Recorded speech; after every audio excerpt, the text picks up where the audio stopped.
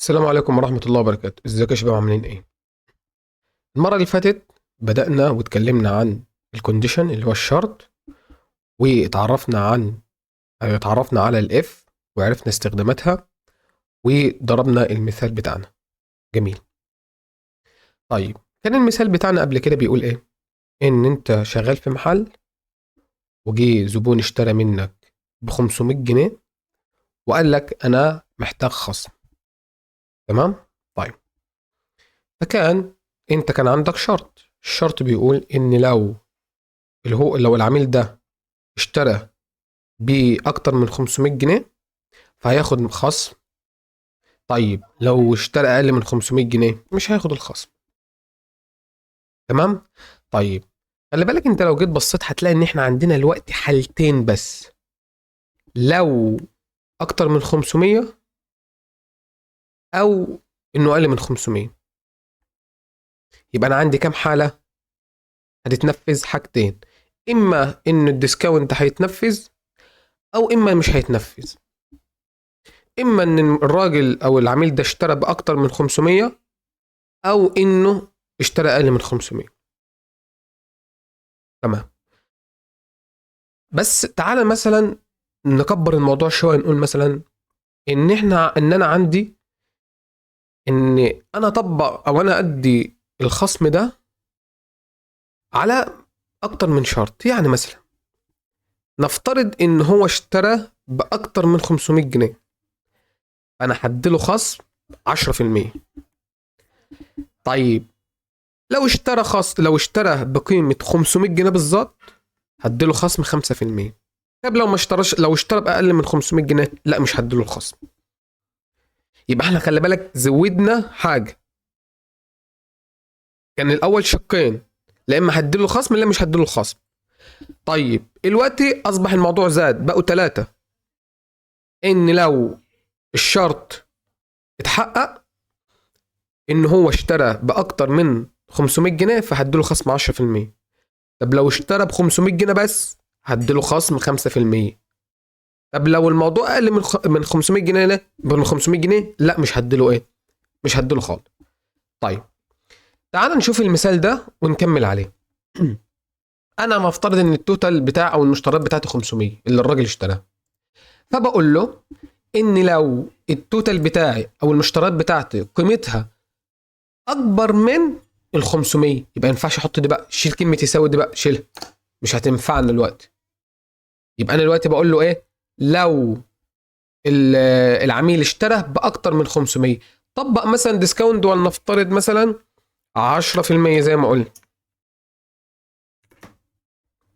جميل، جميل جدا. طيب خلي بالك، انا عندي ثلاثة، انا كده عملت واحد. طب انا محتاج ازود بقى، لان خلاص انا ما ينفعش، مش عندي اتنين. اما ايوه او لا، لا انا عندي ثلاثة، فانا محتاج ازود. فعشان تزود بتيجي تعمل حاجة اسمها ايه؟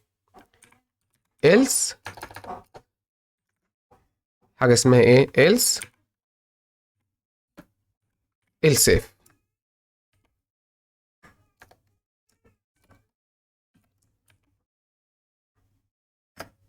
والelse if دي زيها بالظبط زي مين؟ زي الاف عادية بس متكرر. هاجي هنا اقول له لو التوتال بتاعي كان بيساوي ايه؟ يساوي بس واحدة بس ولا اتنين؟ لا اتنين. 500. يعني لو هو اشترى ب 500 بس بالظبط ساعتها هقول له ان لا، انا عندي الخصم ما يبقاش 10%، لا يبقى كفايه على ايه؟ خصم.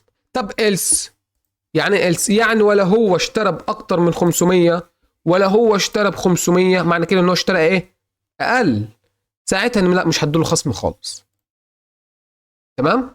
يبقى احنا المفروض دلوقتي هو اشترى دلوقتي ب 500 بالظبط، يبقى المفروض يحصل على خصم كام؟ ديسكاونت كام؟ 5%. تعال نبص كده، هل ان هو خد ايه؟ هل ان هو خد، لحظه كده لما يرن تاني، هل ان هو خد خصم كام؟ 5%. طب فرضا هو اشترى مثلا لا ب 501 او ب 550، خليها ايه رقم بعيد شويه. تمام، هي مش هتفرق، هو كده كده اهم حاجه يبقى ازيد من ايه، من ال 500. نعمل كده، هنلاقي انه خد خصم كام؟ 10%. لا نفترض بقى ان المشتريات اصلا كان ب 450 بس. تعالى كده نشوف، هنلاقي انه اقول لك لا مفيش ديسكاونت. طيب دول مثلا كانوا ثلاث حالات. طب لو عندي اربعه، خلاص اجي هنا مثلا وازود اقول له else if، زي هنا هقول له else if والله كذا واعمل لي كذا. طب عندي مثلا نفترض 5، خلاص انا هزود ايه، نفس النظام، واحط هنا شرط. اهم حاجه يبقى هنا الشرط وهنا الشرط وهنا الشرط زي اللي فوق دول. يبقى انا اهم حاجه عندي اول حاجه تكون اف، واخر حاجه تكون ايه، تكون else. سواء بقى عندي 5 عندي 10 عندي مليون مش فارقه معايا، انا عارف ان كل ما هزود else ايه، اف، ولكن لازم تكون اول واحده اف واخر واحده ايه، واخر واحده else. تمام، يبقى ده كان موضوعنا عن الاف، اتكلمنا عنه الفيديو اللي فات والفيديو ده، وعرفنا كل حالات الايه، كل حالات الاف.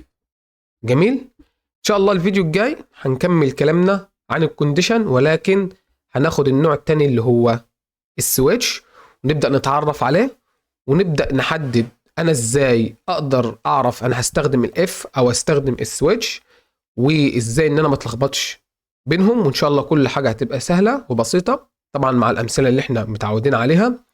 واستناكم الفيديو الجاي، والسلام عليكم ورحمه الله وبركاته.